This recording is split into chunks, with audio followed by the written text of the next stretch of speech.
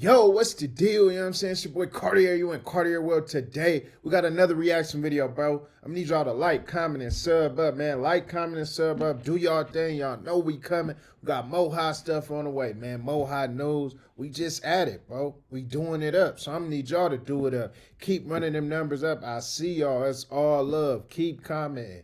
Cause we coming with Mo and Mo. Today, we got Fredro Starr. I watched Tupac and Keith Murray have altercation, you know what I'm saying, at our show. Tupac ran to the stage while we performed.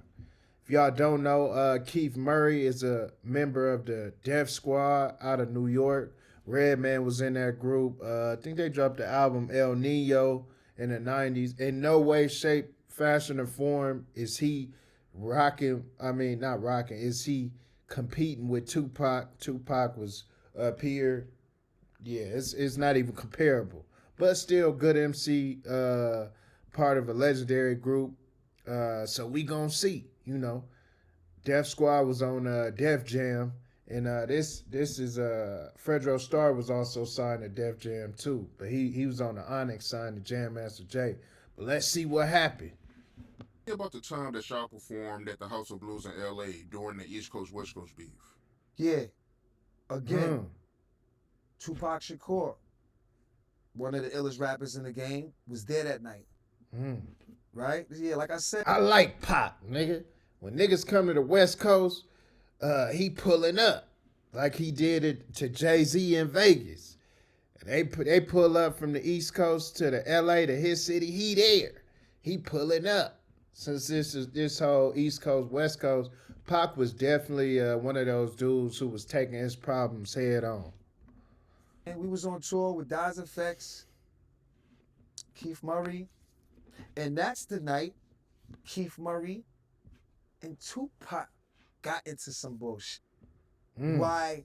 While Onyx was on stage. You know why I know? Cause I was watching from the stage these two niggas coming head to head, talking that shit. So Tupac was on that. He getting into it with East Coast niggas at the East Coast shows. He was on that, bro. He was straight thugging. We know that. We know that about Pac. This is not new information. No punches thrown, but they was definitely a lot of this, a lot of ha ha. Like they was, I don't know what it was for. I don't know why, what the problem was. But yeah, Keith Murray and Tupac at the House of Blues almost got into it, and nothing happened. I think Mm. Redman came through, or this never happened. You know what? I think Tupac. So they de-escalated it. They got into it, but you know that's usually how it go, man. They say only gangster shit really happen 10% of the time. 90% is, you preparing or you just kind of you in the mix. But 10%. Shout out to Vince Staples, man, and shout out to Redman for de-escalating that. Respects Keith Murray. I don't think they would have ever had anything physical. I know for a fact Pac loved Murray. Mm. And I know for a fact Murray loved Pac. You know, in the 90s, we loved each other, man. There was no bullshit, man. You know what I mean? We loved each other. The bullshit came when they started getting money and the jury and the wolves came out. This is what all of them. Because if Pac never gets shot, him and Biggie never have beef. Pac got shot because he got robbed. Hmm. He got robbed because he had jewelry on. Jewelry is worth money. It wasn't. Rappers don't rap have beat. This starts. There's always some other shit that starts the shit. Mm. You know what I'm saying?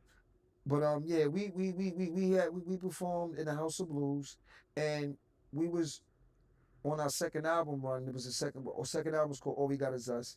I produced the whole album, basically me and Sticky and this kid named Aguilar. We handled the production on this album, and a lot of people know Onyx for Last Days. That's one of the illest songs that we got. These the last days. Hey man, shout out to Pac and shout out to Fedro too, cause he like, man, it was really all love. Like we loved each other. It didn't start getting tricky till the money came. You know, niggas get jealous. Pac got shot. Now, Pac did get shot. He got robbed, but that's rumored to have happened because he owed Jimmy Henchman money. So Jimmy Henchman, Diddy knew about it. They set him up in the studio. He got robbed. I don't, you know what I'm saying? That's the story. You know what I mean? Because I produced that beat. Walk in New York is another beat I produced on that album. And we was like, yo, all this East Coast, West Coast, because we made Walk in New York because of that shit. This is the way we walk. We wanted to let niggas know that we in New York. It's the way we walk in New York. We don't give a And we didn't diss no other places, but we was just like, ain't nobody fucking with New York. We wasn't coming down no other states, you know what I mean? But we was representing that like, this is the way we walk in New York was Ja Rule was in the video. This is when Ja Rule was like 16 years old. He was in the video. I was watching that shit the other day. But yeah, we had a song called Walk in New York, and we was backstage debating, yo, we gonna perform this shit? Oh man. I see some gang niggas out there, you know, yeah. Do you want to get involved? I said, nigga. They had to get that temperature check going. Hold on. They was just proud of their city and where they from, but they knew it was smoke. They like, that's that one nigga like, man, should we really do this? It could get cracking. That we performing that shit. We perform that shit. And when we performed that shit, Tupac came. He like when he was in the audience the whole time when he was performing, because I was watching. I'm like, oh shit, Tupac is here. And there's even a video with Tupac online. He's looking at his pictures for his cover. And the dude was like, where you was at last night, Pac? He was like, yeah, I went to the Onyx show. And somebody sent me that clip of him. This is all the story. So Pac was enjoying the show. He wasn't up enjoying the show and VIP. Nick was in the audience. When we did Walk in New York, that nigga came from the back of the audience to the front of the audience. I'm rhyming, this nigga's right here. He like, that's my shit. Yeah, nigga, Walk in New York. This is the... I'm like, holy shit. Shout out Tupac to Pop. rhyming word for word the whole nigga. Yo, that shit was ill, man.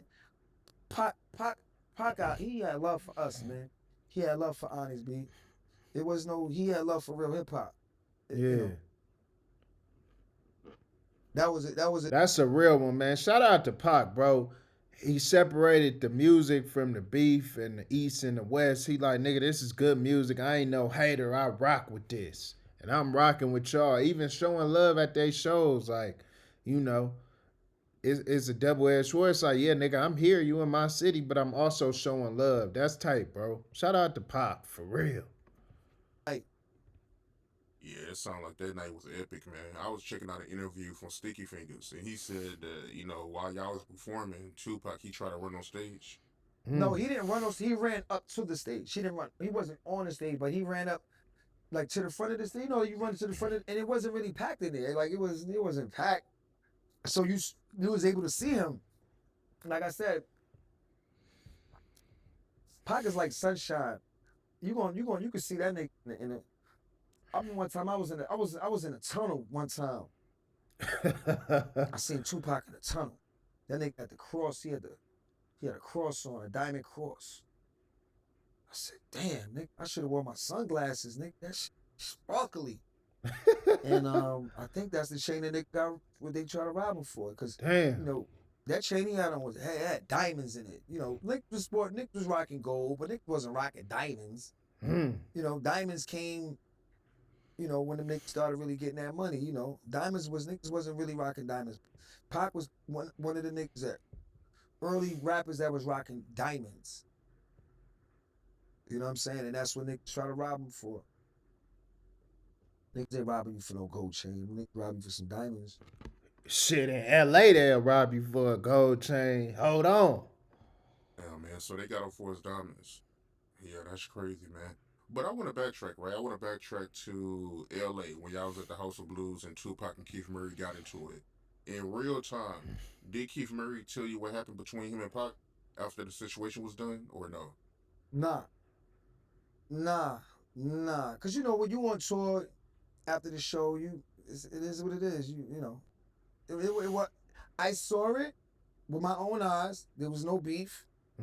That was that. It was a situation that happened. They almost had a fight.